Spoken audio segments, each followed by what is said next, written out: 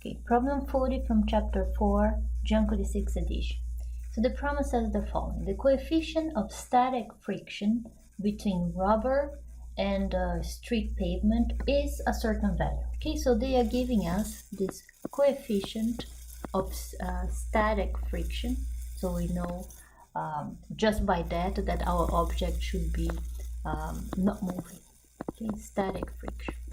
Okay, and they want to know how steep a hill should be so that I can leave my car there parked and it's not going to roll down. Okay, so this is the inclined street. Okay? I want to leave my car here and I don't want it to roll down. Okay, what are the forces acting on this car? Well, for always there is the weight, mg. Okay. What else? There is normal force because I'm touching the street, so and normal force is always perpendicular to the surface, so I have here my normal force. Okay, and I have friction. If this friction cannot hold my car is going to roll down. So friction is against this motion, trying to hold the car. So friction is parallel to the surface and against that possible motion. What would take the car down? Gravity. Now gravity has a component along this direction that would take the car down. Okay? So I want friction to hold the car to oppose this component of the weight that is going to take my car down. Okay, whenever we have to solve problems like this, as we said, the best reference frame is along the motion, if this motion happens. Okay, so the best reference frame is here along the surface. So this is going to be my x-axis, and perpendicular to it, I have my y-axis. So you see, this is a very good, very convenient frame because I don't need to decompose Fn, it's already along the y-axis. I don't need to decompose the friction force, it's already along the x. So the only thing that I'll have to decompose is the weight. All right, the question of this problem is what is the angle of this street? How steep is this hill so that my car is not going to roll down. Okay, so the question of this problem is, what is the angle? All right, to be able to solve it, we'll need to decompose the weight, and we have to study a little bit the angles.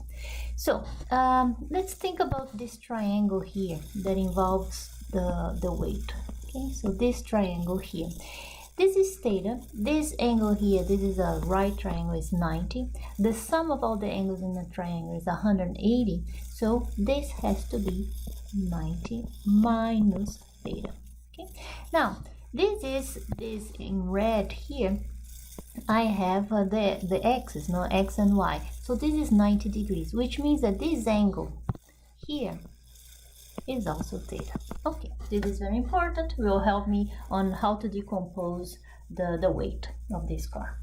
Let's decompose it.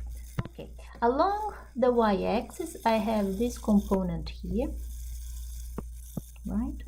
This component from the weight, mg along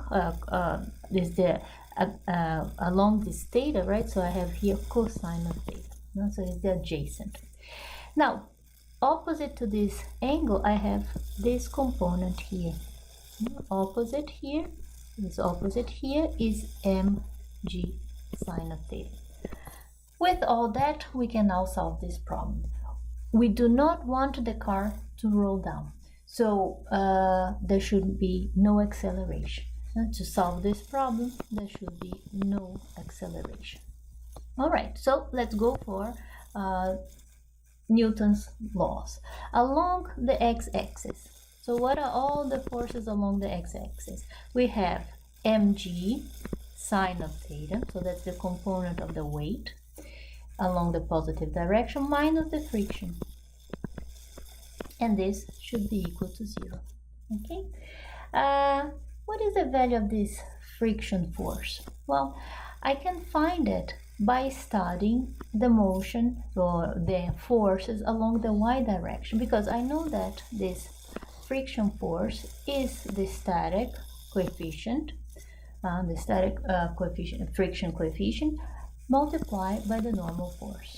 Okay, where the normal force appears in the equation in the y direction. What we have there? Well, we have Fn minus mg cosine of theta, and this is also 0. Okay. From here, we see that Fn is mg cosine of theta. So this I'm going to substitute here. Let's go. So I have in the x direction mg sine of theta. Then the friction is minus static coefficient, because I don't have motion. Fn is mg cosine of theta equals to 0. Okay. So you see that m and g cancel, and what we have is sine of theta is equal to that coefficient cosine of theta. Okay. So if this is satisfied, there will be no motion, the acceleration is 0. So from that we find that if I put sine divided by cosine, I have tangent. So what we need to have no motion is that the tangent of the angle be equal to the coefficient. So the coefficient of static friction. So from this coefficient of static friction, I can find out which angle we should have.